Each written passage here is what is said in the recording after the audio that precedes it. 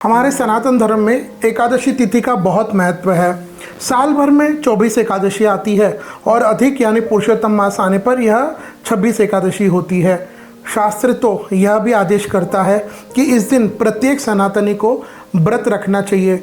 जो व्यक्ति इस एकादशी का व्रत रखता है उसकी आध्यात्मिक उन्नति होती है, उसकी आदि व्याधि वह मिटती है, वह धन्य ऐश्वर्य संपत्ति से पूर्ण होता है। और ब्रह्मांड पुराण तो यहाँ तक कहता है कि जो व्यक्ति एकादशी का व्रत नहीं रखता उसको निश्चित ही नरक में जाना पड़ता है।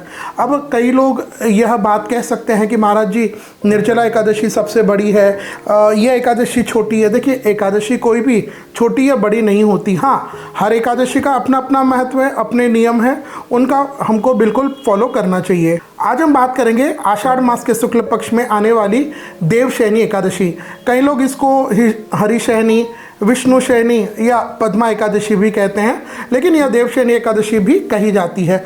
यहाँ से भगवान विष्णु 4 महीने के लिए, यानी जब भुवन भास्कर सूर्य भगवान मिथुन राशि से निकल करके कर्क राशि में प्रवेश करते हैं, यहाँ से 4 महीने के लिए, जिसको हम लोग चातुर्मास भी कहते हैं, वो प्रारंभ हो जाता है। तो यहाँ से श्री हरि विष्णु 4 महीने की योग निद्रा में प्रवेश करते हैं, जो कि जब सूर्य तुला से निकल करके वृश्चिक राशि में आते हैं, यानी कार्तिक मास के शुक्ल पक्ष की द्वादशी तिथि तक चातुर्मास का व्रत होता है। तो एकादशी आती है, वहां तक भगवान श्री हरि विष्णु योग निद्रा में रहते हैं। तो यहाँ से चातुर्मास का नियम भी इस एकादशी से प्रारंभ हो जाता है। इस एकादशी का नियम कुछ ऐसा है कि यह 3 दिन मनाई जाती है।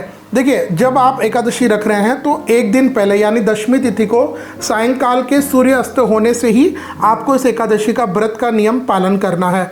एक दिन पहले यानी दशमी तिथि को सूर्यास्त होने के बाद आप जल ले सकते हैं, फल ले सकते हैं, भोजन आदि का पूर्णतः त्याग कर दें। और जिस दिन एकादशी हो उस दिन सुबह प्रातः ब्रह्म मुहूर्त में उठे, और इस दिन दातुन नहीं करना चाहिए, यानी पेस्ट लगा करके, क्योंकि वह केमिकल से होता है, मतलब उसका जो व्रत टूट जाता है अगर हम ये पेस्ट आदि का प्रयोग करते हैं। और तेल इस दिन नहीं लगाना चाहिए। तो दातुन आदि आप कर करके स्नान आदि से निवृत्त होकर के इस दिन सूर्य भगवान को आपको जल देना है।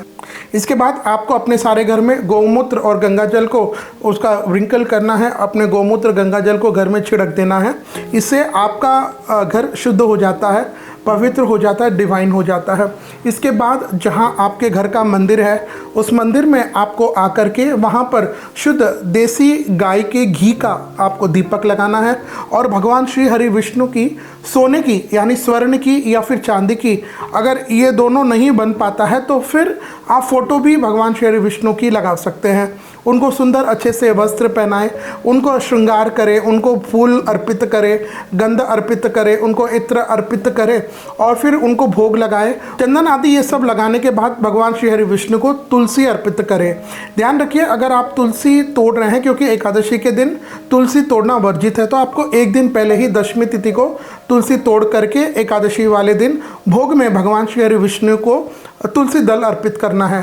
कहते हैं कि तुलसी दल भगवान श्री हरि विष्णु को सबसे प्रिय है। आप धन दौलत कितना भी अर्पित करो, उससे भगवान श्री हरि विष्णु प्रसन्न होंगे या नहीं होंगे इसकी कोई गारंटी नहीं। लेकिन अगर आप भगवान श्री हरि विष्णु को तुलसी दल एकादशी वाले दिन अर्पित करते हैं तो वह फौरन तुरंत बहुत ज़्यादा प्रसन्न हो जाते हैं।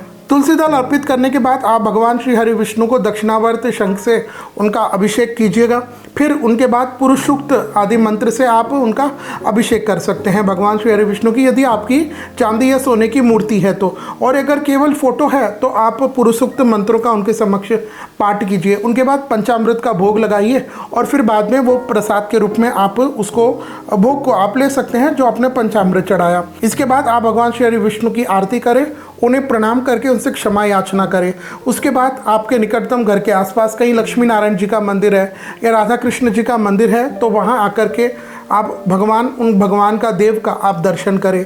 इसके बाद दिन भर सात्विकता से रहे। ठीक है, व्रत करने का मुख्य मतलब यह नहीं कि आप भूखे रह रहे, ठीक है, भूखे तो हम रहते हैं, लेकिन इस दिन काम, क्रोध, लोभ, मोह, मत्सर, ये जो 6 शत्रु हमारे होते हैं, इनसे हमको इस व्रत वाले दिन बचना चाहिए। तो इस दिन आप काम, क्रोध आदि से बचें, आप झूठ ना बोले, किसी की निंदा स्तुति न करें, किसी के फालतू लड़ाई झगड़े में उलझे नहीं, अपने आप को भगवान श्री हरि विष्णु, भगवान श्री कृष्ण या जो भी आपके आपके इष्ट है उनको आप मनाएं। इस दिन आप ओम नमो भगवते वासुदेवाय इस मंत्र की अधिक से अधिक माला जप सकते हैं, या फिर श्री कृष्ण गोविंद हरे मुरारे हे नाथ नारायण वासुदेवाय इस मंत्र की आप माला फेरिए।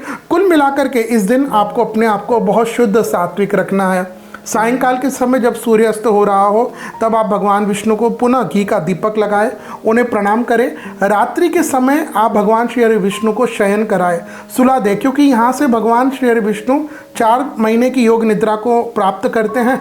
तो यहाँ आप उनको प्रणाम करके प्रार्थना करें कि प्रभु अब से चातुर्मास प्रारंभ होगा, आप 4 महीने योग निद्रा को प्राप्त करेंगे। प्रभु आपकी ये योग निद्रा समस्त मानव का कल्याण करे। इसके बाद आप देव उठनी एकादशी यानी कार्तिक मास के शुक्ल पक्ष की एकादशी को आप उठेंगे तो पुनः विश्व का मंगल कीजिए। ऐसी प्रार्थना भगवान श्री हरि विष्णु से आपको करके रात्रि भर आपको जागरण करना है। और दूसरे दिन एकादशी के दूसरे दिन यानी द्वादशी तिथि को आपको भगवान श्री हरि विष्णु का सुबह उठ करके जो आपने रात में सुलाया था उनको प्रणाम करें और धूप दीपक अगरबत्ती कर करके फिर आप उनको प्रणाम करने के बाद भोग लगाएं और उसके बाद ब्राह्मणों को भोजन करा करके उसके बाद आप स्वयं जब भी पारने का मुहूर्त हो उस समय आपको भोजन करना चाहिए। तो आइए अब हम बात करेंगे साल 2024 में यह देवशयनी कह लीजिए, हरिशयनी, विष्णु शयनी या पद्मा एकादशी कब रहेगी। देखिए यह आषाढ़ मास के शुक्ल पक्ष की एकादशी तिथि को आती है। तो सबसे पहले एकादशी तिथि है वह प्रारंभ हो जाएगी 16 जुलाई 2024 को रात के 8:33 और एकादशी तिथि समाप्त हो जाएगी 17 जुलाई 2024 को रात्रि के 9:02। तो इसके हिसाब से साल 2024 में यह पद्मा एकादशी यानी देवशयनी एकादशी आएगी। विक्रम संवत 2081 आषाढ़ मास के शुक्ल पक्ष की एकादशी तिथि बुधवार 17 जुलाई 2024 को। यह इस दिन एकादशी का व्रत है। स्मार्त और वैष्णव दोनों के लिए इसी दिन को व्रत करना है और इनका जो पारना होगा वह 18 जुलाई 2024 को सुबह 5:37 से 8:18 के दौरान आप व्रत का पारना कर सकते हैं यानी व्रत को खोल सकते हैं। तो यह पद्मा एकादशी का व्रत है। इस एकादशी को आप अवश्य कीजिएगा। इससे निश्चित भगवान श्री हरि विष्णु की अनंत कृपा और भगवती लक्ष्मी का कृपा आशीर्वाद आप पर, आपके परिवार पर अवश्य रहेगा।